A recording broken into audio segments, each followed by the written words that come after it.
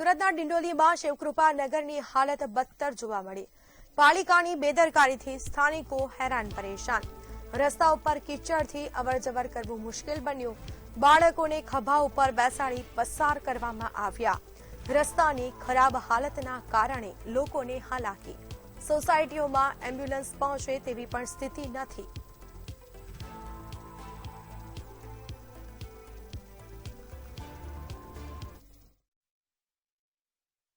महानगरपालिका जे 10,000 करोड़ વધારે બજેટ ધરાવતી મહાનગરપાલિકા છે। ખાસ કરીને વાત કરીએ જે વિકાસને વાત કરતી છે મહાનગરપાલિકા એ જે અને બેસિક સુવિધા માટે લોકો લડી રહ્યા છે। ખાસ કરીને સુરત શહેરને લિંબાયત જે ડિંડોલી વિસ્તાર છે, ડિંડોલી વિસ્તારમાં CR પાટીલ રોડ પર આવેલા શિવાજીનગરમાં આ હાલત જોઈ શકાય છે। જે રોડ છે આ એક રોડ નથી, આ મોહલ્લામાં જેટલી પણ રોડ છે આવી જ હાલત છે।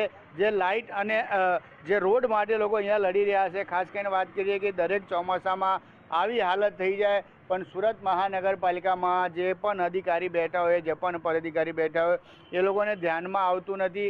ખાસ કરીને વાત કરીએ કે આ જ વિસ્તારમાંથી ડિપ્ટી મેયર હોય કે પછી જે અહીંયાથી મોટા મોટા નેતાઓ આવતા હોય એ લોકોને ધ્યાન નથી આવતું। કેમ કે આ જોઈ શકાય છે જે લોકો છે અહીંયા પરપ્રાંતિ રહેવાવાળા વિસ્તારના લોકો છે, અહીંયા લોકોને દર વર્ષે આવી રીતે તકલીફનો સામનો કરવો પડે છે। ખાસ કરીને વાત કરીએ અહીંયા જે સ્થાનિક છે એમની જોડે વાત કરશું। ખાસ કરીને જે તકલીફ છે તકલીફનો સામનો કરવા મળશું। આપનું શું નામ છે ને આ રોડ ક્યારથી આવી રીતે છે? राम सागर नाम। रोड कब से ऐसा है? ऐसे आज जब बारिश हुई तब से है। बस 10 साल से ऐसे पड़ा है। ऐसे रोड़ा हम सब लोग गिराते हैं, फिर वो सब लोग ऊंचा कर देते हैं, फिर बढ़ जाता है। सब लोग बारिश में ज़्यादा सरकार के आदमी कोई आते हैं यहाँ पे? आते हैं, देख के चले जाते हैं। उसमें क्या जो दवा पानी छिड़के पर चले जाते हैं। रोड बनाने का कुछ कोई सुनता नहीं है। बोलते हैं आपकी साल में बनेगी, आपकी साल में बनेगी। चुनाव के हम बोलते हैं आपकी साल बनेगी। हाँ, कोई सुनता नहीं है, कोई बनाता नहीं है। બિલકુલ ચુનાવ દરમિયાન વાદા કરવાવાળા જે અધિકારીઓ છે કે નેતાઓ છે એ લોકોને ધ્યાને નથી ચડતું। કેમ કે જે હિસાબે અહીંયાથી કાળી હોય કે આવતી જાતી જે લોકો હોય એમની જોડે પણ વાત કરવામાં છું।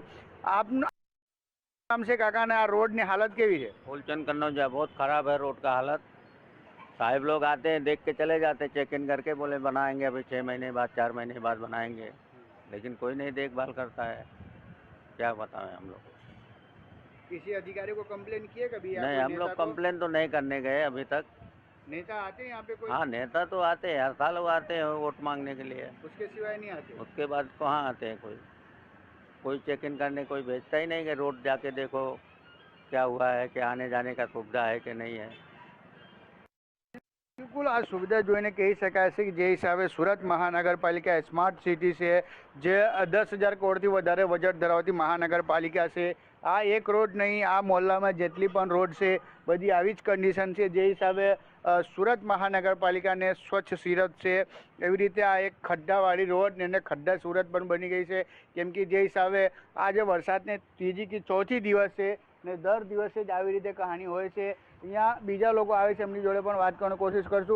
आपनु शू नाम से? रोड कैसा है? गाड़ी लेके जाते हो? भाई पहली बार आया हूँ।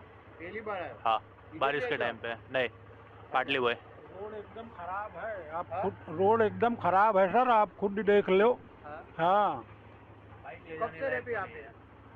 यहाँ तो रहते हैं 2003 से। कितना तकलीफ होती है? कोई आता है बनाने रोड? इससे ज़्यादा तकलीफ और कहीं नहीं है पूरे सूरत में जितनी यहाँ तकलीफ है। नेता कोई आता है देखने? नेता चुनाव के टाइम में आते हैं वोट मांगने के, और कोई नहीं आता है। वो भी तब जब बारिश नहीं होती। बिल्कुल चुनाव ने दरमियान खाली वोट लेवा ત્યાર પછી કોઈ દેખાતા નથી। જોઈ શકાય છે આજે હિસાબે બાઇક જાય છે, બાઇકની હાલત જોઈને ખબર પડે છે કે જે વિકાસની સિટી છે સુરત મહાનગરપાલિકા જે મોટી મોટી દાવો કરતી હોય કે જે અમે વિકાસ કર્યું છે, આ જ એક સુરત મહાનગરપાલિકાની અંદર વિકાસ દેખાઈ રહ્યો છે। કેમ કે આ जो रोड જોઈ શકાય છે જે હિસાબે રોડ છે કશે ને કશે જે એક મહાનગરપાલિકાને જેવી રીતે છે। કેમ કે જે હિસાબે આ રોડ છે એ લાગી રહ્યું છે કે કશે ને કશે આપણ વિકાસને ભ્રષ્ટાચાર ભેટ ચડ્યું છે।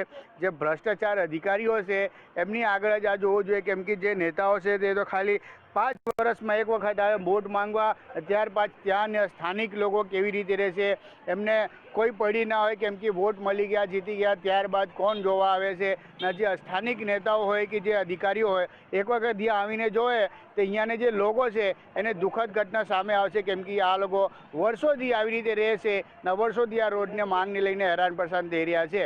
કેમેરામેન શોએબ શેખ સાથે દીપક રામન, મંતવ્ય ન્યૂઝ, સુરત.